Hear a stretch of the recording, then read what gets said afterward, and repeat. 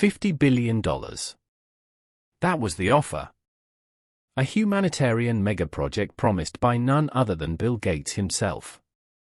A vaccine production hub called Vaxvine to be built in Ouagadougou, the capital of Burkina Faso. On paper, it sounded like salvation, jobs, infrastructure, independence from imported medicine. It was marketed as Africa's big leap forward in public health. But President Ibrahim Traoré looked the world's richest philanthropist in the eye and said one word: number. Not maybe. Not undone. And in doing so, he triggered a storm. Not just in Africa, but in boardrooms, embassies, editorial rooms from Geneva to New York. Because this wasn't just about vaccines. It was about power, about memory, and about refusing to be fooled again. Why did Traoré reject what the world celebrated? What hidden forces did he see behind the smiling faces and corporate pledges? Don't forget to subscribe to the channel and keep watching to understand why Traoré dared to say no to Bill Gates, a bold decision to protect the future of an entire continent. In July 2025, global headlines lit up with praise. Bill Gates, through the Bill and Melinda Gates Foundation, announced a plan to invest $50 billion into constructing a state-of-the-art vaccine production center in Burkina Faso. The initiative, named Vaxvine, was to be headquartered in Ouagadougou and aimed to become a flagship project for Africa's health independence. The vision seemed noble: to equip the continent with its own capacity to produce vaccines at scale against malaria, tuberculosis, even future pandemics. For the international community, it was a shining symbol of philanthropy and public-private cooperation. World Health Organization, WHO officials, G7 leaders, and Western media hailed the move as a turning point for Africa. But inside Burkina Faso, something felt different. President Ibrahim Traoré, barely 40, born from revolution and distrustful of soft power, didn't see salvation. He saw a trap, and he wasted no time making it known. In a nationally televised address, he declared the project a humanitarian disguise for resource extraction. According to him, the proposed deal would not only require control over local raw materials such as shea, moringa, and rare medicinal plants, but would also grant foreign partners access to sensitive health data, local biological samples, and intellectual property ownership of future treatments. This is not partnership, Traoré said. This is colonization in a lab coat. He argued that if Vaxvine were truly for Africans, it would be owned by Africans, run by African scientists, and funded without strings. Instead, he claimed the deal was structured in ways that gave disproportionate decision-making power to Western stakeholders under the guise of technical assistance. Even more concerning to Traoré was the timing. As Africa's youth increasingly demanded sovereignty over health care and agriculture, this sudden offer of monumental scale, framed as a gift, felt too familiar, too strategic. They're not here to help us stand. Traoré said they're here to keep us on our knees, grateful, dependent, and silent. President Ibrahim Traoré didn't simply reject a vaccine deal. He triggered a confrontation with history itself. In his speech, he began peeling back decades of what he called charity with a colonial face. He cited one example that still haunted the African medical community: Kenya. 2014, that year, a coalition of Catholic doctors discovered something deeply disturbing. Tetanus vaccines being administered to young women under a WHO-supported program were allegedly laced with HCG hormones, a compound known to cause sterility. The campaign, promoted as a maternal health program, was accused of secretly functioning as a population control strategy. They didn't come to save our women. Traoré said they came to shut their wombs. That wasn't ancient history. Just a few years later, during the COVID-19 crisis in 2021, vaccine manufacturers turned their eyes to Africa once again, not for help, but for human testing. Clinical trials were rushed into countries like Nigeria, Ghana, and South Africa. And it wasn't clear that every parent or participant truly understood the risks. To TRAORÉ, this wasn't accidental. They needed our children. He said, not for protection, but for data, for profit. They were live test subjects in a pharmaceutical experiment that would never have been allowed in Europe. His outrage only grew as he described the early rollout of mRNA vaccines in Zimbabwe and South Africa in 2022, where several cases of unexpected autoimmune reactions raised alarms. Western agencies labeled these as rare anomalies, but Traoré wasn't convinced. They claim to fight disease, he said. But their medicine kills molecules in our bodies they don't even understand. And when we get sick from their cures, we have to buy more drugs from the very same companies that caused it. To him, this wasn't about health. It was a market strategy. Create the disease, offer the treatment, and dominate the system. He called it a loop of dependency that wears a lab coat. But President Ibrahim Traoré didn't stop at vaccine trials. He turned the spotlight onto Bill Gates himself, not as a philanthropist, but as a symbol of monopoly and quiet conquest. He reminded the world of something many Americans over 40 remember well. The Microsoft antitrust trial of the late 1992. From 1998 to 2001, Gates's empire was taken to court by the US government for crushing competition, manipulating the tech market, and treating consumers as captives rather than clients. Monopoly was never an accident. Traoré said it was his business model. To Traoré, Gates had simply shifted tactics. First, he monopolized our software. Now he wants to monopolize our biology. Then came a more severe accusation, one that echoed across the headlines. Traoré publicly labeled Gates a malevolent force during the COVID-19 pandemic, accusing him of either exploiting or intentionally orchestrating the global crisis. His evidence, the infamous 2015 TED Talk, where Gates warned of a coming pandemic, not in vague terms, but with eerie precision. "You call it foresight," Traoré said. "I call it rehearsal." But the most damning claims weren't about viruses. They were about genes. Traoré pointed to the Gates Foundation's support of a Pan-African research initiative called H3 Africa, which began in 2018. Framed as a health data revolution, H3 Africa gathered genetic samples from African populations under the guise of medical advancement. Traoré was blunt. "Our DNA is being harvested and sold." He accused Gates of building pipelines of biological data to Western pharmaceutical firms without informed consent, compensation, or sovereignty. And it didn't stop at genes. Gates's influence, Traoré claimed, extended deep into African classrooms and newsrooms. Since 2017, the Gates Foundation has spent hundreds of millions funding educational reforms and media outlets in countries like Kenya, Nigeria, and South Africa. But Traoré wasn't impressed. They don't want our children educated. They want them rewired to think like the West, to obey, to consume, and to forget who they are. Finally, he tied it all together with one bold claim. Bill Gates is not alone. He called Gates a frontline operator of a G7 agenda designed to recolonize Africa through medicine, media, and markets. "They don't need armies anymore," he said. "They have algorithms and charity."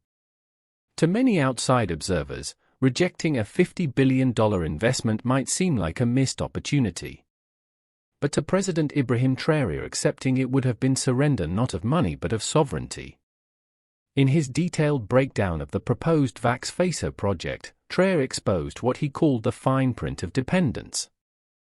According to his administration's analysts, over 70% of the facility's critical machinery, data servers, and research protocols would be sourced directly from US and European suppliers, all under exclusive licensing contracts. "It wouldn't be our factory," Traoré told the press. "It would be a fortress built on our soil, guarded by their patents, feeding their profits. Worse still, the agreement reportedly included clauses that allowed foreign partners access to Burkina Faso's national health database, anonymized but fully exportable. What they call anonymized data, TRAORÉ warned, can still be mined for biological trends, population behavior, and resource planning. In the wrong hands, that's not science, that's surveillance. He called the project a digital plantation where Africans would labor in sterile factories producing vaccines and components that would mostly be exported while decisions, profits, and scientific ownership would remain offshore. Traoré asked a pointed question that resonated across the continent. What good is a vaccine facility if we own nothing it produces? Local economists began calling the Vaxvine deal a Trojan horse of health diplomacy. Public protests grew in Ouagadougou, Bobo, Dioulasso, and Koudougou. Not just against the factory, but against the larger pattern of resource extraction disguised as development. Civil society leaders raised concerns about a future where public health policy would be indirectly written in Seattle or Brussels, not by African scientists, but by foreign investors with philanthropic branding. The danger, Traoré said, isn't just in the medicine. It's in the blueprint. It's in the ownership of cure and code. It's the same pattern just dressed in humanitarian white. While the world waited for Burkina Faso to fall in line with global vaccine policy, President Traoré turned inward toward Africa's roots. Rather than chase pharmaceutical partnerships that left the country indebted and dependent, he launched a bold counter-initiative, the creation of a National Institute for Indigenous Medicine and Public Health Sovereignty. Its mission was clear.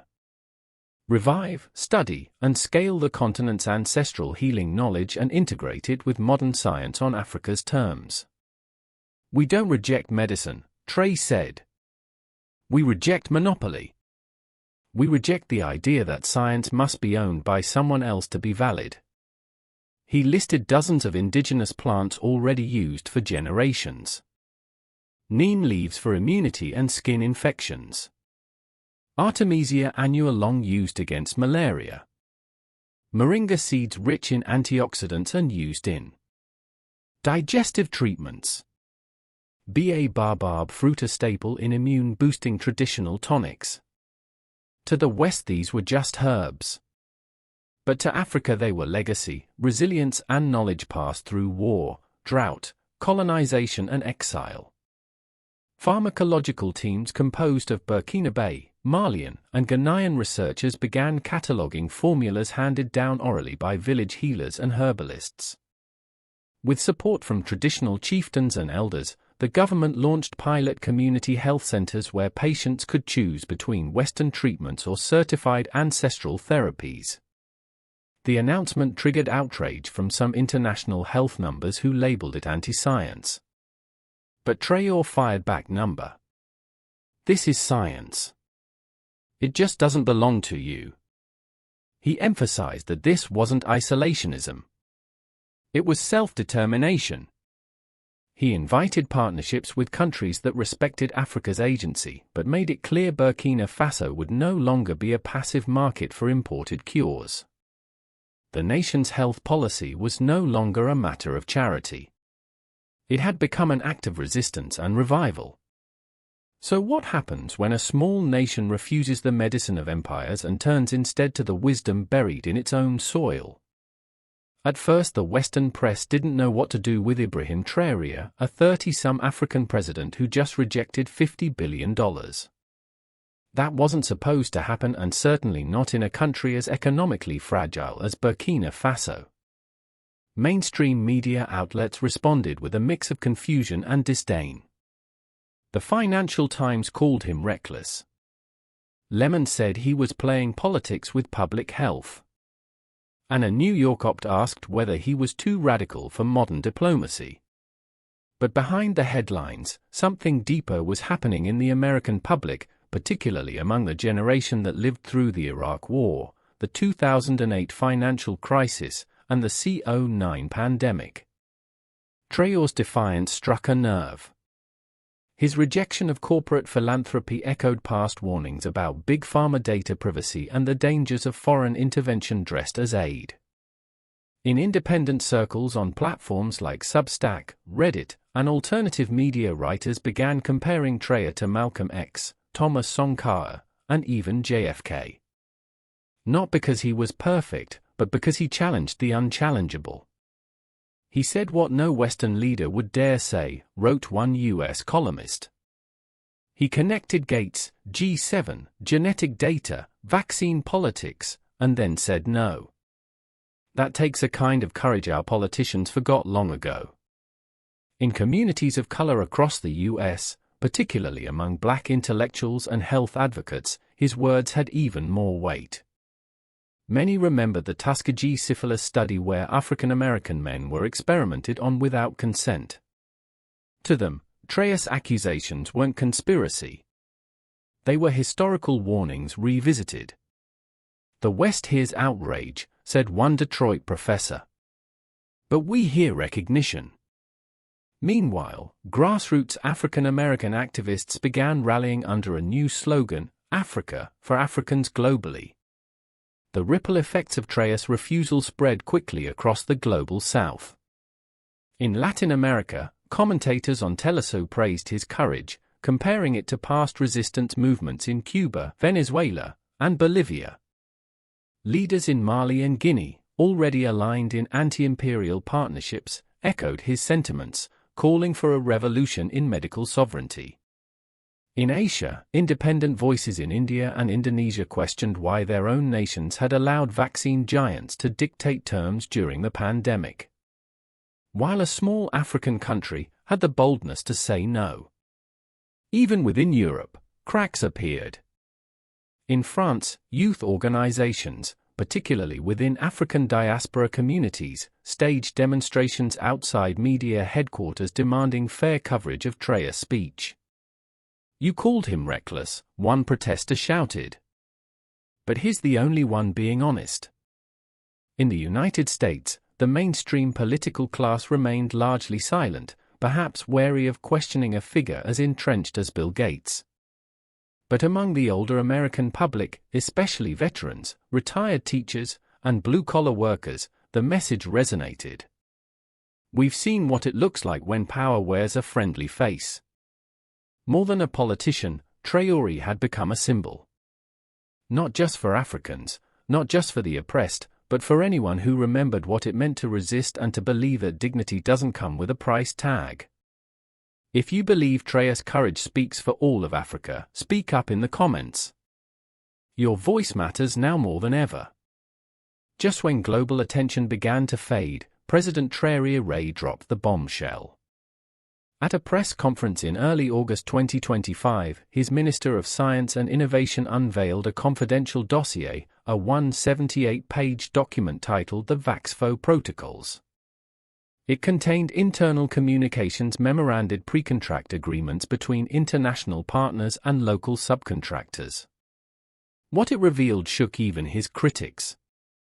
The blueprint for Vaxvine included clauses granting third-party access to biometric health data of participating citizens. A parallel project titled BioTrace, funded by a subsidiary linked to a Gates-affiliated venture capital firm, sought to install wearable devices in rural clinics ostensibly for vaccine monitoring but with real-time geolocation tracking and health behavior analytics. Another segment confirmed collaboration with CloudGene, a biotech firm previously accused of exporting African DNA data sets for proprietary drug development in Europe. "We were not being offered a factory," Traoré said. "We were being offered a Trojan server injected into our health system, our privacy, our future." The most shocking part, several documents dated back to 2021, for years before the offer was made public, indicating that the deal had been in quiet development without democratic oversight. That revelation lit a firestorm in West Africa. Activists demanded accountability. Civil servants resigned. University students took to the streets chanting, "Our blood is not a business."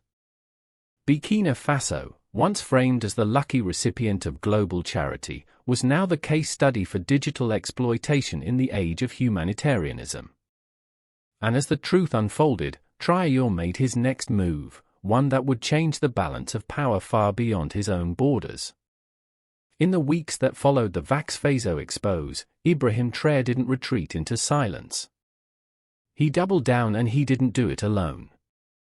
At an emergency summit in Bamako, he convened with heads of state from Mali, Guinea, Niger, and diplomatic envoys from Cuba, Venezuela, and Iran. The result, a declaration that stunned global observers, the Pan-African Pact for Medical Sovereignty. The pact called for a moratorium on foreign-led health infrastructure projects without full scientific transparency, the establishment of a continental database of traditional medicine protected under African copyright and governance, and most notably the creation of a new regional vaccine research consortium led by African scientists with support from friendly nations outside the G7 bloc. This was no longer just a national stance. It had become a continental realignment. In his closing speech, Traoré declared, "The virus we must defeat is not only biological, it is geopolitical. It is the belief that we are forever patients, never the healers. Today we become both." Burkina Faso, once seen as one of the poorest nations on earth, had repositioned itself as a philosophical leader, not through wealth, but through conviction. And in classrooms, clinics, and parliaments across the global south, his voice echoed not as a cry for help, but as a call to rise. What began as one man's refusal had now become a movement built not on charity, but on dignity. Burkina Faso did not gain a factory. It gained something far greater, its voice. President Ibrahim Traoré could have accepted $50 billion, stood beside billionaires, and called it progress. But instead, he stood alone. He chose truth over applause, history over headlines, and dignity over dependency. In a world where silence is often safer, he raised his voice not just for his people, but for a continent long treated as a test site, a charity case, a resource bank, and what began as refusal became revival. Traditional medicine now shares the table with modern science. African scientists are leading African solutions, and Burkina Faso is no longer a footnote in someone else's mission. It's a headline in its own right. We did not ask for permission to be free. Traoré said, we stood up and took it. If the spirit of Ibrahim Traoré touches your heart, share this story.